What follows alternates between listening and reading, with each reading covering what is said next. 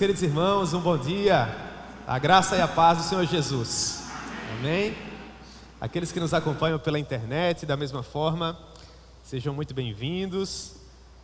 Hoje nós temos um belo domingo pela manhã para estudarmos a palavra de Deus, louvado seja o Senhor por isso.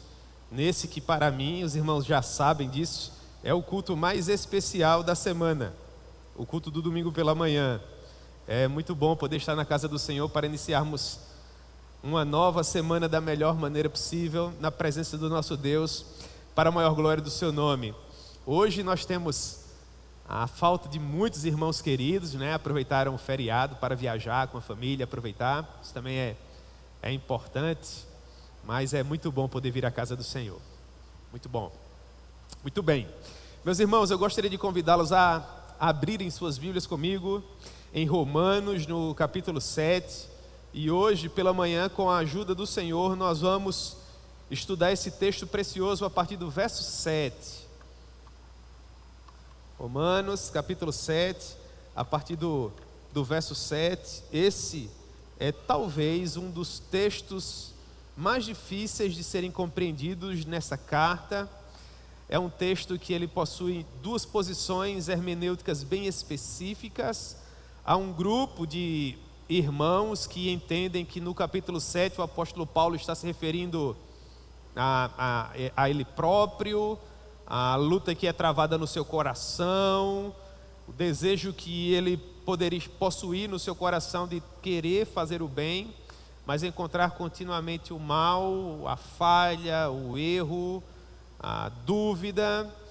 Mas existe um outro grupo de irmãos que entende que o apóstolo Paulo está usando um eu retórico aqui, como que se o apóstolo Paulo estivesse imaginando um judeu piedoso que, mesmo estando ainda sob a lei de Moisés, já enxergava com bons olhos o cristianismo e ponderava se seria viável entregar-se ao Senhor Jesus, render-se a Ele, para servi-lo na qualidade de Senhor.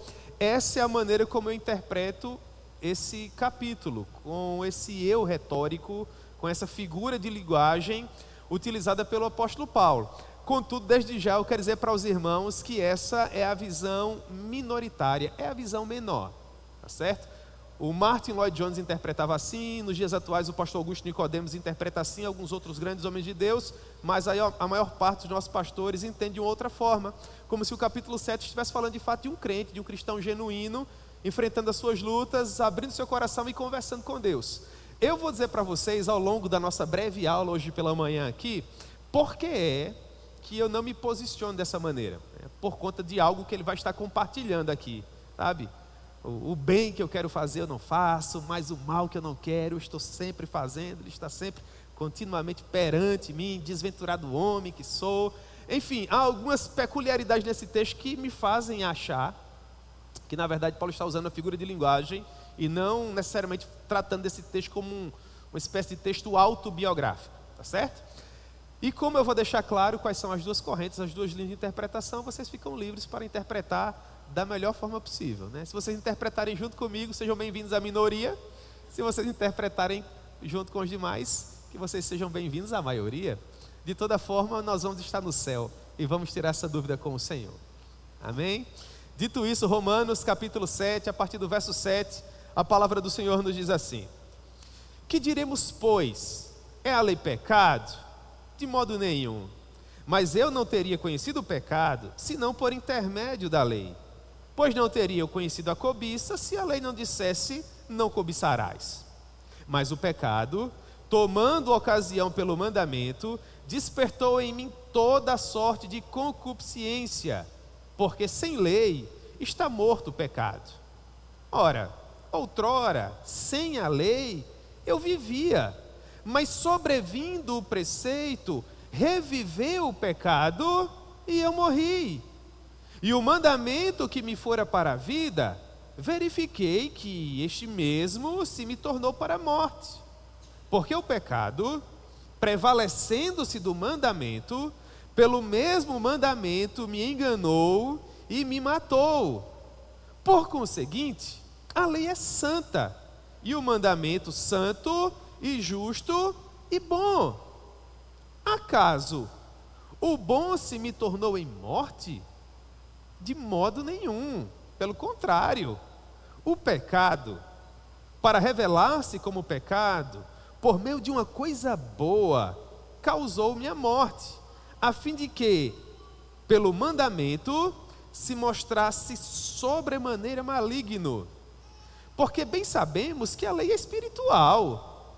Eu, todavia, sou carnal, vendido à escravidão do pecado.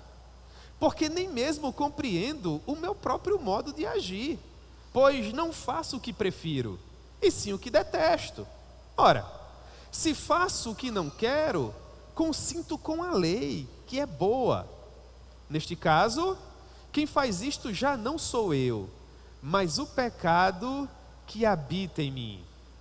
Porque eu sei que em mim mesmo, isto é, na minha carne, não habita bem nenhum, pois o querer está em mim, não porém o efetuá-lo. Porque não faço o bem que prefiro, mas o mal que eu não quero, esse eu faço.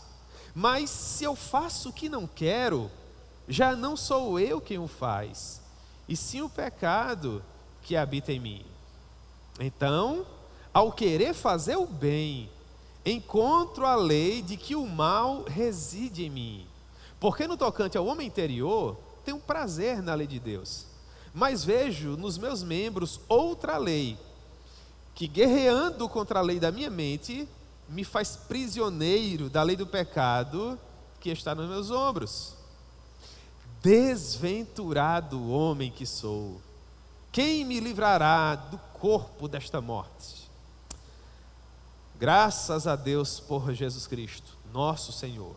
De maneira que eu, de mim mesmo, com a mente, sou escravo da lei de Deus, mas segundo a carne, da lei do pecado. Amém? Que o bom Deus, por meio da sua muita misericórdia, nos ajude a compreender esse texto. Amém, irmãos? Vamos iniciar a nossa saga, vamos iniciar com a palavra de oração. Senhor, nós amamos o Senhor com toda a força do nosso coração. Meu Deus, hoje nós temos a sublime missão de tentarmos interpretar talvez uma das mais difíceis passagens de todo esse capítulo, quiçá até de todo o livro sagrado. Mas com a tua ajuda, Senhor, e com a luz que o Senhor haverá de nos conceder, eu creio, ó Pai, que nós sairemos daqui com uma boa ideia daquilo que o Senhor quis nos ensinar quando inspirou o apóstolo Paulo, teu servo, a escrever essas palavras tão caras, tão preciosas. Ajude-nos, ó Deus, e permita que as aplicações extraídas dessas sublimes lições sirvam como um bálsamo para as nossas almas, um lenitivo para os nossos corações, e nos ajude na gloriosa missão de fazer a nossa vida valer a pena sobre a face da terra. Esse é o desejo do nosso coração e a nossa humilde oração em tua presença, Senhor. Em nome de Jesus. Amém. Pois bem, meus irmãos, vamos estudar um pouco a respeito dessa luta interior que está sendo travada no coração da pessoa retratada pelo apóstolo Paulo aqui.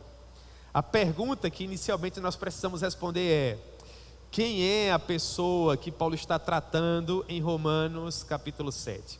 Como há pouco eu mencionei para vocês, existem pelo menos duas teorias que procuram nos explicar quem seria essa pessoa. A primeira teoria diz respeito à possibilidade de Paulo estar tratando dele próprio. Portanto, nós estaríamos diante de uma passagem autobiográfica.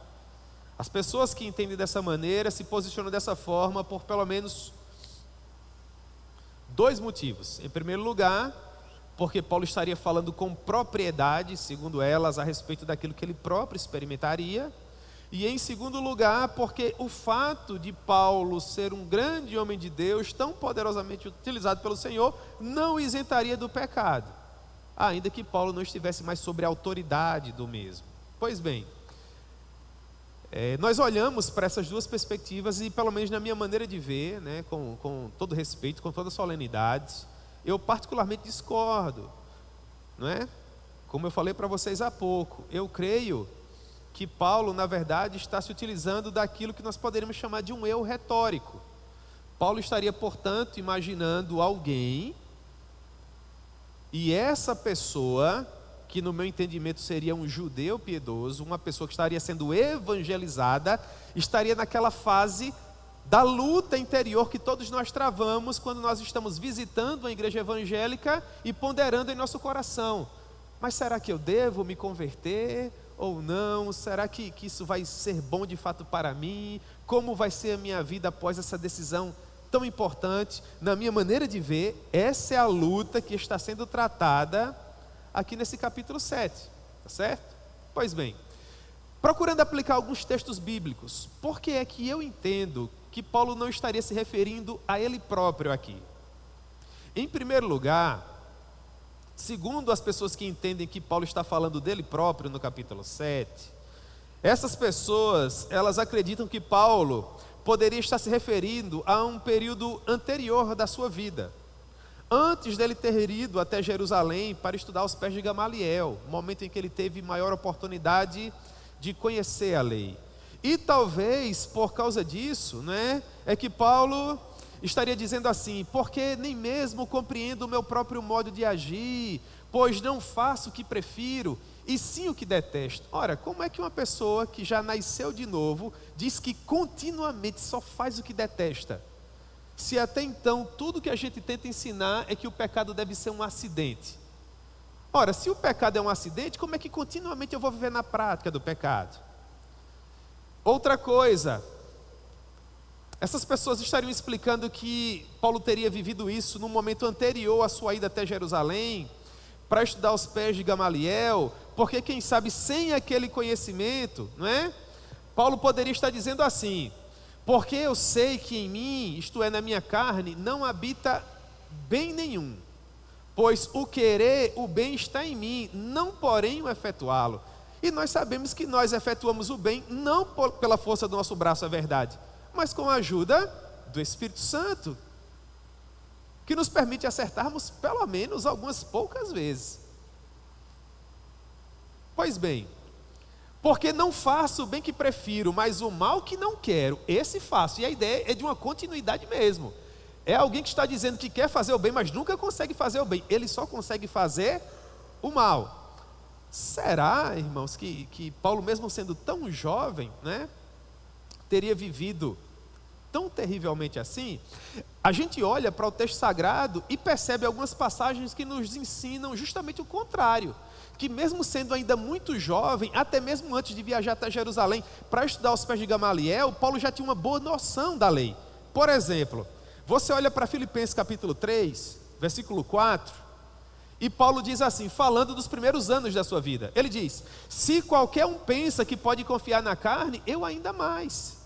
Aí ele vai compartilhar parte do currículo dele. Ele diz: fui circuncidado no 8º dia, sou da linhagem de Israel, da tribo de Benjamim, hebreu de hebreus, quanto à lei, fariseu. Ou seja, ele fazia parte da seita religiosa mais ascética, mais séria. Ele era um hebreu de hebreus, ele era um filho da lei, ele era um fariseu.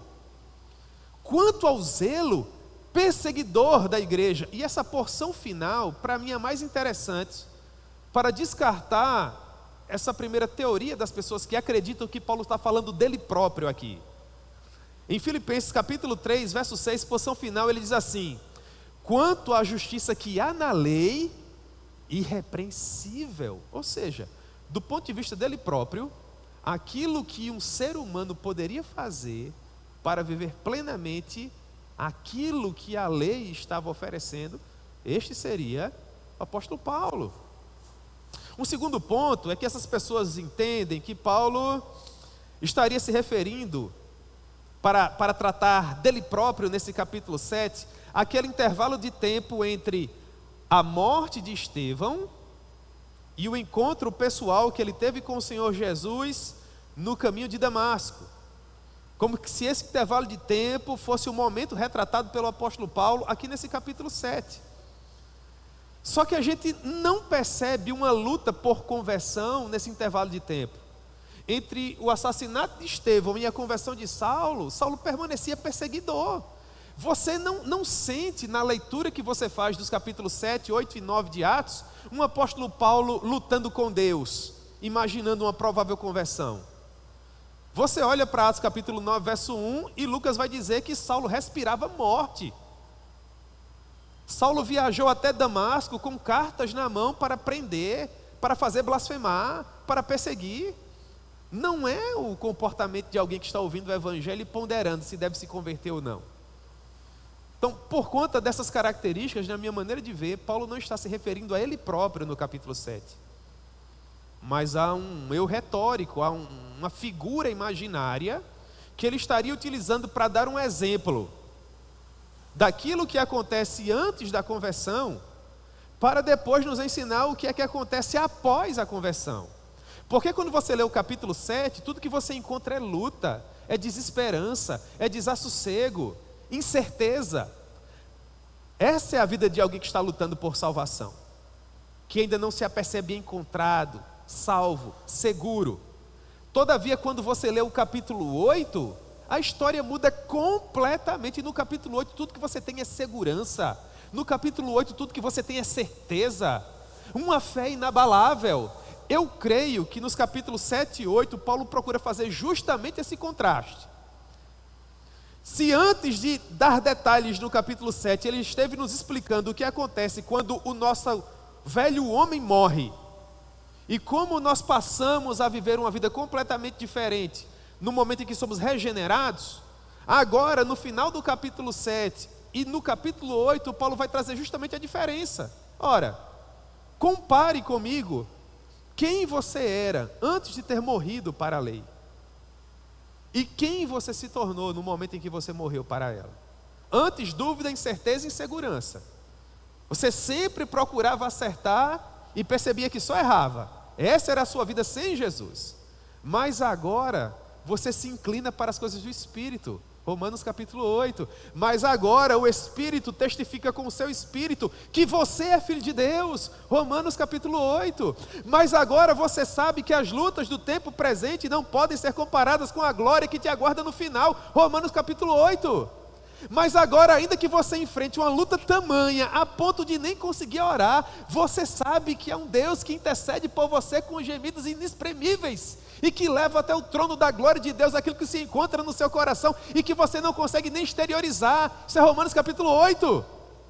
Agora você sabe que não há nada que possa te separar do amor de Deus que está em Cristo Jesus. Romanos capítulo 8, o Everest da Epístola Paulina de Romanos, que segundo o Hernán Dias Lopes é o Himalaia da teologia de Paulo. Portanto, eu creio, com base nisso tudo, que Paulo está se referindo a esse personagem imaginário, a esse judeu piedoso, que vivia sob a lei, que queria acertar, mas que quando confiava na força do seu braço, no poder do seu intelecto, percebia que as suas obras de justiça para Deus não valiam nada, e que diz: desventurado homem que sou, quando é que finalmente eu vou poder viver livre disso que me impede de servir plenamente ao meu Deus? Quando é que finalmente eu vou poder me sentir amado, aceitável perante Ele, né? O Lloyd Jones entende que o homem descrito nesse capítulo 7 não é simplesmente um incrédulo, não regenerado, ou um cristão maduro vivendo a plenitude da sua vida em Cristo. Em vez disso, diz o grande pregador, esse capítulo 7 representa alguém em um estado de transição. O que significaria esse estado de transição? Ele diz: seria uma pessoa despertada pelo Espírito Santo, que sente uma convicção intensa de pecado, que reconhece a santidade da lei de Deus e até se deleita nela interiormente, mas que ainda luta em derrota constante, porque tenta obedecer à lei por esforço próprio, sem depender plenamente do Espírito Santo para a santificação, e por isso fracassa. Para Martin Lloyd Jones,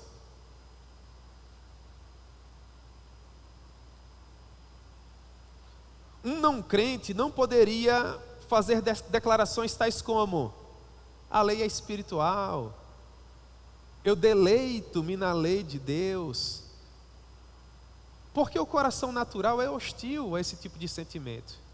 Quem está morto para o pecado não consegue se deleitar em absolutamente nada que diga respeito a Deus. Mas por outro lado, diz ele, esse texto também não pode descrever um cristão regenerado, um cristão em sua experiência normal, porque esse texto contradiz as vitórias descritas em Romanos capítulo 6, que é a nossa morte para a autoridade do pecado. Ele contradiz as vitórias de Romanos capítulo 8, que é a vida no Espírito, sem condenação. Portanto, para Lloyd Jones, esse texto, Romanos capítulo 7, descreve alguém que viu sua fraqueza profunda pela primeira vez, que ainda se enxerga condenado pelo pecado que habita nele, mas que infelizmente ainda não experimentou a libertação plena em Jesus Cristo, por meio do lavar regenerador do Espírito Santo. É alguém que está lutando ainda para sentir-se plenamente salvo. E eu concordo plenamente com essa visão. Deu para entender, irmãos? Deixa eu olhar para os semblantes de vocês. Deu para entender. Muito bem. Dito isso, agora eu quero olhar para esse texto rapidamente com vocês aqui. Num primeiro momento, Paulo vai nos dar 3 motivos que nos provam que a lei é boa, que a lei é santa, que a lei não é pecaminosa. Pelo contrário, o pecado habita em nós. A lei serviu não para nos tornar pecadores, mas para provar que nós já éramos pecadores. E que pela força do nosso braço, pelo poder do nosso intelecto, nós não teríamos condições de preferir a Deus, de procurar a Deus, de agradá-lo. Então, o primeiro motivo que Paulo nos dá para nos ensinar que a lei é santa se encontra no verso 7. Ele diz assim: que diremos, pois? É a lei pecado? Eu posso colocar a culpa pelo meu mau comportamento na lei? Eu posso dizer, eu me comporto dessa forma, o meu coração é vil dessa maneira, eu peco inveteradamente desse jeito que peco, porque a lei é pecado? Então Paulo responde, ainda no verso 7, de modo nenhum. Contudo, eu não teria conhecido o pecado se não fosse por intermédio da lei. Pois eu não teria conhecido a cobiça se a lei não dissesse, não cobiçarás. O que Paulo está procurando nos ensinar, nesse verso 7, é que a lei não é pecaminosa. Pelo contrário, a função da lei é definir o que é pecado. O povo do Senhor já sabia que cobiçar era errado. Mas quando um princípio é estabelecido, a força do pecado em nosso homem interior se torna ainda maior. É semelhante a uma caixa, por exemplo, que você a fecha, coloca sob uma prateleira da sua casa, e junto a essa caixa fechada você escreve em letras garrafais: é terminantemente proibido abrir essa caixa. Se o marido faz isso em casa, o que é que ele não provoca no coração da esposa? Você não pode ver o que está aqui dentro, mas vai arrasá-la, não é verdade? Não precisa nem ser uma caixa misteriosa, com um cartaz em letras garrafais. Basta ele imaginar, fazer de conta que está atendendo uma ligação, e ele diga somente assim: tudo bem, está combinado, marcado, a gente se vê. E desliga. Quando ele desligar essa ligação, ela já vai fazer assim: está com compromisso, vai com Deus, que o Senhor te abençoe. Vai na força que o Espírito Santo supre. É isso que ela vai dizer? Quem era? Aí ele vai e responde assim: eu não vou dizer a você em hipótese alguma. Quanto, irmãos? Alia jacta est. A sorte foi lançada. Ele não vai fazer isso em hipótese alguma. Esse é o poder da lei. Nós sabíamos quais comportamentos não poderíamos ter, mas quando alguém diz, você não pode fazer isso, você concorda comigo que a força de fazer justamente o contrário se torna ainda maior, é como que se isso fizesse parte da natureza humana. Paulo está dizendo: eu já sabia que cobiçar era ruim, mas quando a lei disse não cobice, aí eu quis cobiçar. Porque é proibido, e aquilo que é proibido provoca fascínio, provoca um desejo ainda maior. Então ele nos dá o segundo motivo para provar que o problema está em nós, em nossa natureza, e não na lei. Esse segundo motivo se encontra no verso 8. Mas o pecado, tomando ocasião pelo mandamento, perceba o que ele vai dizer: despertou em mim toda sorte de desejos. Porque se não houvesse alguém para me proibir, eu não teria esse desejo provocado no meu coração. Porque sem lei, diz ele, o pecado estaria morto, ele não teria tanto poder. Vamos imaginar um outro exemplo. A nossa igreja, ela é quase que completamente branquinha, com essas portas bonitas de vidro. É um prédio assim, muito agradável para a glória de Deus. Agora imagine se lá no fundo da igreja, em uma espécie de porão, existisse uma porta bem medieval, com a madeira espessa, revestida de algumas tiras de metal, fechada por uma chave daquelas de castelo antigo, desse tamanho. E imagine que você já fizesse parte dessa igreja há 10, 20, 30 anos, e você nunca tivesse tido a oportunidade de entrar naquela sala. E com o passar do tempo você começasse a perguntar aos irmãos: mas o que é que tem ali? E os irmãos dissessem: só quem sabe o que tem ali é o pastor. Ninguém jamais entrou ali, apenas ele. A chave fica no bolso dele o tempo todo. Daí a pouco, irmãos, nós já teríamos uma equipe aqui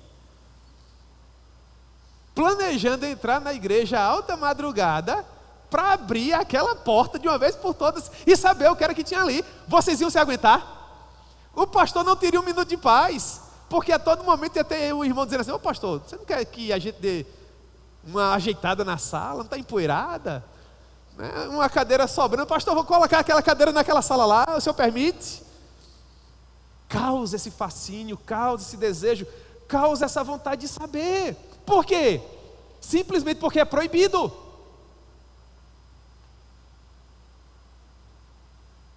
É impressionante. O Agostinho, não sei se você já teve a oportunidade de ler as famosas Confissões, mas é um texto preciosíssimo. E o Agostinho, sendo muito rico, em sua propriedade particular, ele tinha um pomar que era uma coisa exuberante. As peras mais doces e mais suculentas de todo o norte da África estavam ali. E na propriedade ao lado havia um senhor que possuía peras da mesma forma, só que mirradas, fustigadas pelo tempo. Elas não eram melhores que a do próprio Agostinho, sob quaisquer aspectos. Mas o Agostinho foi lá com os amigos dele, invadiu a propriedade do vizinho, pegou muitas peras e não comeu nenhuma delas, pelo contrário, ele se desfez e jogou no rio. Depois, sendo Agostinho, ele se assentou em um lugar tranquilo e foi ponderar por que foi que ele tinha feito aquilo. E sabe o que ele concluiu? Que ele tinha se submetido a tudo aquilo pelo simples prazer de roubar. Porque alguém tinha dito que era proibido. Essa é a natureza humana. O problema não está na lei.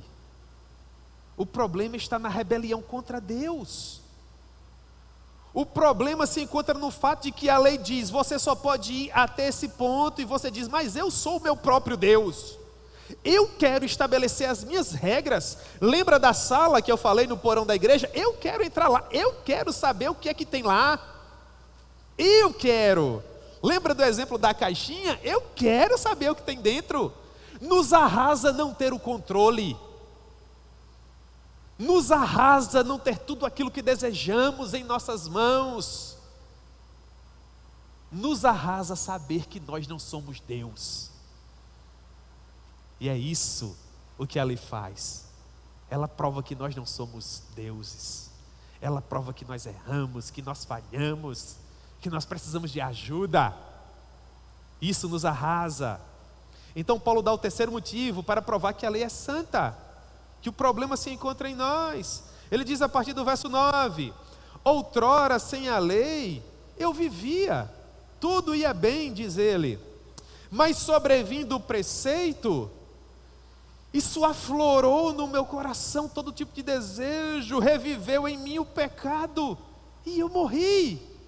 E o mandamento que me fora para a vida, esse era o objetivo da lei, verifiquei que esse mesmo se me tornou para a morte, porque o pecado, prevalecendo-se do mandamento, pelo mesmo mandamento, me enganou e me matou.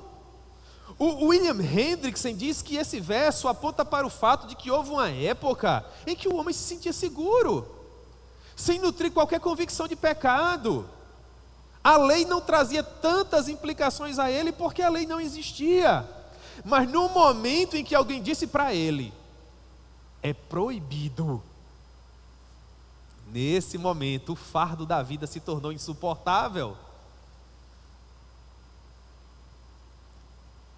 Porque ele agora não tinha todo o controle que ele sempre queria em suas mãos. Faça uma análise do diálogo da serpente com aquele primeiro casal no Éden. O que é que a serpente está oferecendo àquele casal, irmãos? São bens materiais? É uma conta recheada de dinheiro? O que é que está em discussão ali? Poder. No momento em que vocês comerem desse fruto, vocês serão semelhantes ao Altíssimo. Vocês serão Deus de Deus, luz de luz, verdadeiro Deus de verdadeiro Deus, senhores dos seus próprios destinos. E esse é o mais terrível pecado: querer retirar Deus do seu trono e assentar-se no lugar dele. Porque a Bíblia é inequívoca ao nos afirmar que Deus não comunga, não compartilha da glória dele com ninguém. Nós somos criaturas, irmãos. Nós somos finitos, nós somos limitados, nós somos frágeis, nós somos pó. Ele é Deus e nós precisamos dele. Precisamos dele desesperadamente. E a lei aguça esse sentimento de rebeldia, de luta, de conflito constante. Então Paulo diz no verso 12: por fim, nós compreendemos que a lei é santa, o mandamento santo, justo e bom. Em outras palavras, se o problema não está na lei, e naturalmente se o problema não está em Deus, para quem é que sobra? Onde é que o problema está? Você percebe como isso nos arrasa? O problema está em nós. Somos nós que precisamos dele. E como dói saber que ele não precisa de nós. O Lutero dizia: servir a um Deus assim é viver de joelhos. Um Deus que não nos deve nada. Quando conversamos com ele, não temos qualquer poder de barganha. Tudo que nós podemos fazer é estender as nossas mãos humildemente e receber com um coração grato o que ele quiser nos dar. Aqui começa a luta. E essa pessoa do capítulo 7, quando compreende isso, agora tem que tomar uma decisão. Eu vou permanecer insistindo nesse ponto, tentando prevalecer com base na lei, ou me submeto ao senhorio dele, entregando todas as áreas da minha vida sem reservas a ele, para que ele seja o Senhor, para que só ele seja Deus e eu seja apenas um servo. todo cristão genuíno já travou essa luta. Só que você não tinha toda essa filosofia. Pelo menos eu não tinha. Eu não tinha toda essa erudição. A minha luta era basicamente o seguinte: nunca mais eu vou para o Parque do Povo. Nunca mais eu vou sair para fazer isso, para fazer aquilo. Eu vou ser crente, agora eu vou ter que me vestir assim, falar assim, me comportar assim. A minha luta era essa. Qual foi a sua luta? Mas todos nós chegamos ao mesmo ponto quando essa luta termina, que é aquele ponto que nos mostra que nós não abrimos mão de nada, porque nós nunca tivemos nada. Quem abriu mão de alguma coisa para se relacionar conosco foi Ele. Aleluia. Você pode dizer aleluia? Glória a Deus.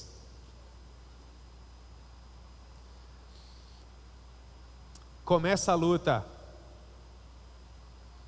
O homem chega à conclusão de que ele precisa tomar uma decisão. Então ele diz, verso 14: eu sei, depois de toda essa ponderação que nós fizemos aqui, que a lei é espiritual. Eu, todavia, sou carnal, vendido à escravidão do pecado.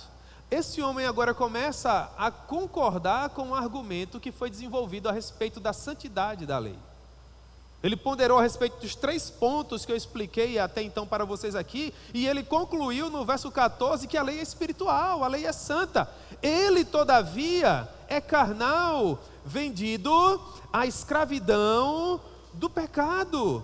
O que nós temos aqui, portanto, meus irmãos, é o retrato vívido de alguém que tenta cumprir a lei, mas que agora percebe que ele jamais encontrará a justiça perfeita que ele tanto procura, porque a lei é santa, mas ele não é. Ele precisa de ajuda, ele precisa que alguém faça por ele aquilo que ele não pode fazer por si mesmo.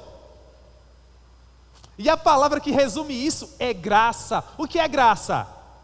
Graça é favor imerecido. Graça é você se esforçar para ser santo, e quando você não conseguir, Deus te ajudar a ser, sem que você mereça. Esse homem continua desenvolvendo o seu pensamento. Ele diz no verso 15: porque eu não consigo compreender o meu próprio modo de agir, pois não faço o que prefiro, e sim o que detesto. Você consegue lembrar como era a sua vida antes de você ter sido alcançado por essa graça? Eu sei que tudo o que você queria era acertar. Você enxergava bondade nas amizades que tinha, depois você quebrava a cara e ficava se perguntando onde foi que você errou. Mas eram pessoas tão generosas, tão boas, tão legais, tão dinâmicas. E por que eu não vi isso no final? Por que caí novamente nessa mesma armadilha? E quando você se planejava para ir para aquela festa, que falava tanto ao seu coração, você não era uma pessoa tola. Você fazia ponderações: eu vou me sentar aqui, aqui é menos perigoso. Se eu for ingerir bebida alcoólica, eu vou tentar ficar só no meu limite, para que eu não perca a minha razão de ser. Eu vou acompanhado dessa e daquela pessoa, que são pessoas tranquilas. Você traçava todos os seus planinhos só para se divertir. Mas quando finalmente aquela festa começava, lá pelas tantas, tudo que você encontrava era o justo oposto de tudo que você havia planejado. E a cereja do bolo era quando você chegava em casa, todo maltrapilho, e as pessoas que de fato te amavam te diziam: mas você fez isso de novo. E você se deitava lá, arrasado na sua cama, vendo o mundo girar e dizendo para você mesmo: mas eu não acredito que isso aconteceu novamente. Eu planejei tudo corretamente, eu quebrei a cara de novo. Estou sofrendo tudo de novo. Esse homem está dizendo: ora, eu não consigo compreender porque isso só acontece comigo. Você te fez essa pergunta em algum momento da sua vida? Mas o fulaninho faz isso, faz aquilo, tem uma vida muito mais destemperada que a minha, mas o pau só se quebra nas minhas costas. O bem que eu quero para a minha vida eu nunca consigo, mas o mal que eu tento evitar eu vejo continuamente diante de mim. Então essa pessoa do exemplo do apóstolo Paulo diz no verso 16: ora, se faço o que não quero, consinto com a lei que é boa. Neste caso, quem faz isto já não sou eu, mas o pecado que habita em mim. O que é que ele está querendo dizer nesses dois versos preciosos? Que as nossas decisões sempre eram maculadas. Nós dizíamos para nós mesmos que aquele era o plano ideal, mas bem no profundo havia algo mais. Havia um desejo maior por satisfação. Havia um desejo maior por prazeres outros. Havia um desejo maior de quebrar limites. E é interessante que na quebra do limite é que você encontra a satisfação. Para além das portas da igreja, quem faz o que é sempre certo na turma que vai para determinada festa é o tolinho. Ninguém quer andar com o tolinho. Todo mundo quer andar com o desenrolado. Só que ser desenrolado é sinônimo de quê? Na imensa maioria das vezes, pintar o 7, desenhar o 8, fazer tudo que lhe der na telha, prejudicar um sem número de pessoas, e no final ele sempre vai se dar bem. Ele nunca vai ser apanhado, nunca vai ser cobrado. Ele é o desenrolado. Até na sala de aula, a maior parte de nós aqui não queríamos sentar perto do tolinho, não é? Nós só queríamos nos assentar perto dos desenrolados. É a adrenalina. É aquela piada que vai fazer você rir. É aquela galera que é descolada. Só que no final, irmãos, depois que os anos se passam, e a Bíblia diz que os anos não se passam, eles voam. Os tolinhos, eles estão sempre lá na crista da onda, não é?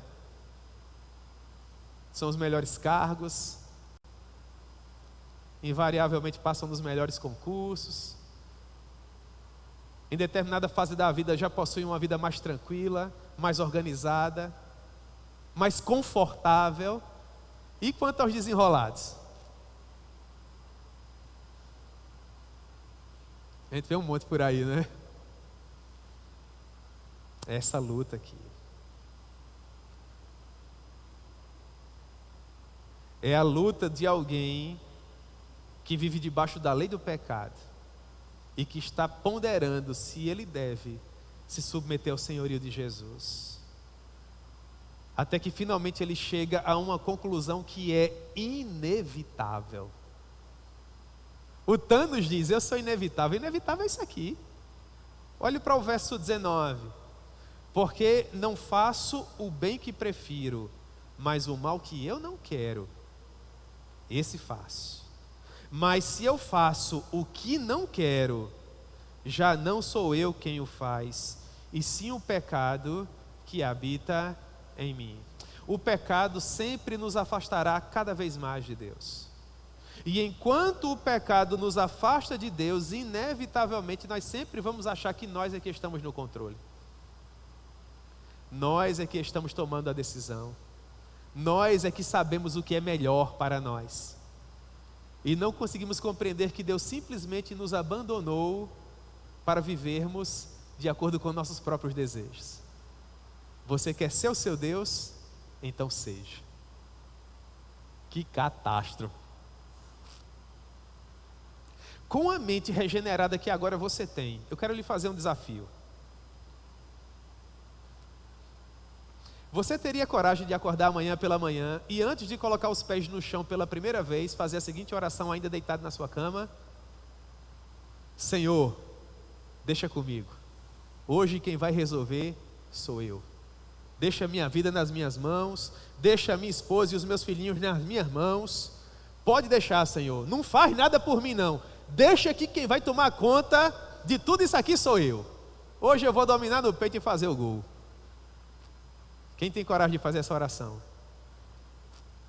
Quando descer da cama, já vai escorregar no chinelo, cair e quebrar a perna. A gente não consegue fazer nada, irmãos. Nós não sabemos o que vai ser da nossa vida daqui para o final dessa breve aula. Nós não sabemos como será o nosso transporte até o nosso lar, não sabemos como será o nosso almoço, não sabemos como será a nossa tarde, não sabemos se estaremos aqui no próximo culto das 17 ou das 19 horas, nós não sabemos de absolutamente nada. O que é que não nos permite perder o senso de vez, perder o juízo de vez? É a certeza de que eu não sei o que será da minha vida daqui a 5 minutos, mas o meu Deus sabe. Eu não sei o que acontecerá comigo amanhã, mas o meu Deus já está no meu amanhã, esperando por mim. Aí você vai de cabeça erguida, sem ter o que temer, porque a vontade dele é boa, perfeita e agradável. Você vai louvando, dizendo: se Cristo comigo vai, eu irei e não temerei, com gozo irei, porque comigo Ele vai. Sim, Ele vai, irmãos. E Ele nos promete em sua palavra: enquanto houver frio e calor, dia e noite, sementeira e cega, Ele sempre vai estar lá. Impressionante. Que Deus extraordinário é o nosso Deus. Muito bem, esse homem agora caminha para a decisão dele. Agora nós estamos diante do caminho de um homem que pondera a possibilidade de Deus na vida dele. E a primeira coisa que esse homem precisa reconhecer é que sem Deus ele não é nada.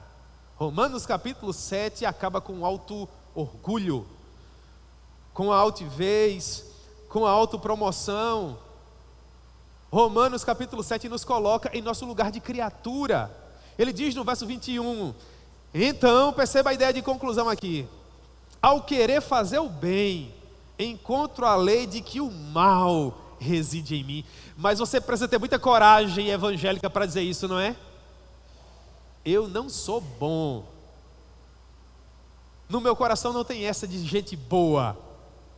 Eu me conheço, eu sou perverso, eu sou mau. Eu sou uma pessoa que consigo conviver com as demais porque a graça comum refreia a malignidade do meu coração. Mas se Deus me permitisse ser de fato quem eu sou, então vocês veriam que é perversidade. Isso é o poder do pecado no coração do homem. É a graça comum que não nos permite ser tão maus como nós poderíamos ser sem a presença de Jesus em nossa vida. Então esse homem diz: o querer fazer o bem, ao querer fazer o bem, eu encontro a lei de que o mal reside em mim, porque no tocante ao homem interior, eu tenho prazer na lei de Deus. Quando eu penso na lei de Deus, eu tenho prazer nela, de uma maneira abstrata.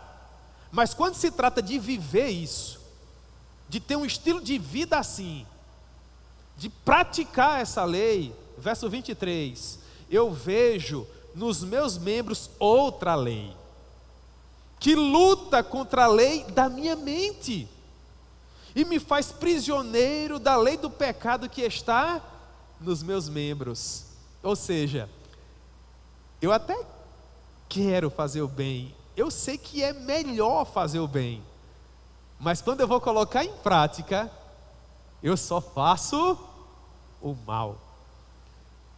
É por conta disso que eu creio que Paulo não está se referindo a ele próprio no capítulo 7. Por isso que eu creio que ele está se utilizando de uma figura retórica aqui. Por isso que eu creio que essa não pode ser a vida de alguém que já nasceu de novo. Pelo contrário, essa luta já passou. Eu acho que todo mundo aqui agora vai ser minoria no capítulo 7. Quanto mais um homem se aproxima de Deus, mais ele reconhece quão urgente é a sua necessidade dele. Contudo, quanto mais o homem se afasta de Deus, mais ele consegue confiar na sua própria justiça. Quanto mais o homem está afastado de Deus, mais ele se convence de que ele é bom. Eu sou gente boa. Quanto mais o homem se aproxima de Deus, mais ele diz no seu coração: tem misericórdia de mim, Senhor, porque eu sou um miserável pecador. Tem misericórdia de mim. A oração que é retratada por Jesus na parábola do publicano e do fariseu retrata muito bem isso aqui. Há dois personagens ali. Há um publicano que não tinha coragem nem de levantar a cabeça, batia no peito e dizia: tem misericórdia de mim, eu sou um pecador. E ao lado dele havia um fariseu que dizia: ainda bem, Senhor, que eu não sou como este publicano. Você percebe? Nesse exemplo de Jesus, o publicano é Romanos 8, o fariseu é Romanos 7. Nós não podemos confiar em nossa própria justiça. Nós precisamos de alguém que nos justifique, de alguém que faça por nós o que nós não podemos fazer por nós mesmos. Esse homem aqui está dizendo: o bem que eu pretendo fazer, esse eu não faço, mas o mal que eu não quero, esse faço. Com a minha mente, eu tenho prazer na lei de Deus, mas quando eu começo a agir com o meu estilo de vida, eu provo que eu não amo a lei de Deus coisa nenhuma. Vem o Evangelho de Jesus Cristo e ele diz assim: você quer fazer o bem? Eu vou pegar você pela mão e vou caminhar com você. Você vai fazer. Você tem prazer na minha lei, meu filho? Eu vou fazer com que essa alegria que você tem na sua mente seja verdade no seu relacionamento com a sua esposa, no seu relacionamento com seus filhos, no seu relacionamento com seus vizinhos. Eu vou fazer acontecer. Então ele nos toma por sua mão direita e todos os dias, dia após dia, nos diz: não tenha medo, porque eu sou com você. Não se assombre, porque eu sou o seu Deus. Eu vou lhe dar força, eu vou lhe fortalecer, eu vou lhe encorajar por meio da minha destra fiel. Então tudo se faz novo, porque você nunca mais estará sozinho. Cristo sempre vai estar com você e Ele vai te ajudar. Ah, mas se eu pecar, Senhor, mesmo com tanta ajuda, não se preocupe. O bom seria que você não pecasse, mas se você pecar, não se desespere. Você tem um advogado fiel, que intercede por você, com gemidos inexprimíveis. Chega a um ponto, irmãos, que Ele vai te ajudar tanto, Ele vai te ajudar tanto, Ele vai te ajudar tanto, que você finalmente vai desaparecer. Então as pessoas vão olhar para você, e sabe o que elas vão enxergar? Jesus. Diga assim: glória a Deus. Amém. Eu gosto da maneira como vocês dizem glória a Deus, irmãos. É uma maneira bem educada, bem polida. Irmãos preciosos aqui que falam assim: glória a Deus. Amém. É uma igreja preciosa, a igreja do Presente Médici, irmãos. É uma igreja preciosa. Quais seriam as aplicações que nós poderíamos fazer com base nesse texto aqui? A principal delas é a do verso 25. Depois de tudo isso, olha a conclusão desse personagem criado pelo apóstolo Paulo para nos explicar essa luta que é travada antes da conversão. Olha a conclusão que esse homem chega. Verso 25. Devia ser escrito com letras douradas. Ele diz assim: graças a Deus por mim mesmo. É a conclusão dele, né? Graças a Deus. Esse cara sou eu. É isso que ele diz? Não. Ele retira toda a autoconfiança dele. A sensação que você tem é que o orgulho desse homem simplesmente vai embora. A graça o retira. E só o que resta agora é um coração desesperado pela graça de Deus. Então ele diz: Graças a Deus por Jesus Cristo, nosso Senhor, de maneira que eu, de mim mesmo, com a mente, sou escravo da lei de Deus, mas segundo a carne, da lei do pecado. Graças, porém, a Cristo Jesus que me conhece, que sabe que se Ele me soltar, é a lei da carne que vai prevalecer. Mas como eu sei que isso nunca acontecerá, reconheço que estou completamente seguro nele. Ele jamais vai me abandonará. Aí talvez no final dessa breve reflexão você fique com a pulguinha atrás da orelha. Mas será? Será, Senhor? Eu posso descansar? É verdade, o Senhor nunca vai me abandonar. O Senhor nunca vai permitir que eu me torne quem eu poderia ser se o Senhor não estivesse na minha vida? Aí, para que não reste nenhuma dúvida, todo o capítulo 8 foi escrito simplesmente para provar que Ele jamais vai abandonar você. O capítulo 8 nos prova categoricamente que nós estamos plenamente seguros em Cristo. Que as coisas velhas passaram e tudo se fez novo. Tudo se fez novo. 3 aplicações e nós vamos orar. A primeira delas: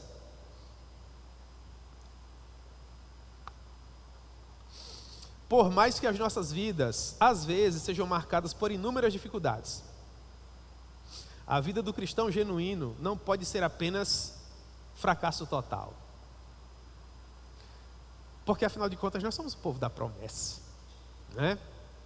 Nós somos aquele povo que crê em passagens bíblicas que afirmam o seguinte: o choro pode durar a noite inteira, mas a alegria...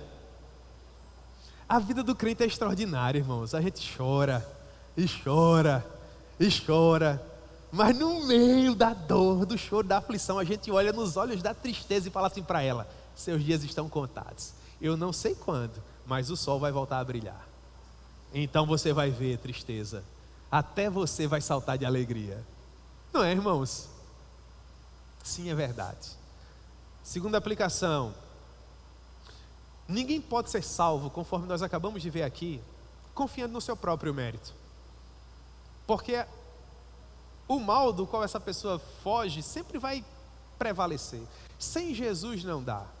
Mas a partir do momento que Jesus vem e transforma as nossas vidas, tudo se faz novo.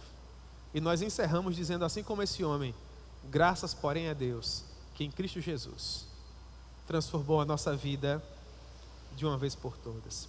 E finalmente, em terceiro lugar, um dever de casa para você, caso você tenha tempo. Procure ler o capítulo 8 de Romanos hoje à tarde, com base nisso que nós estudamos aqui. Perceba como você vai ler o capítulo 8 de Romanos com outros olhos.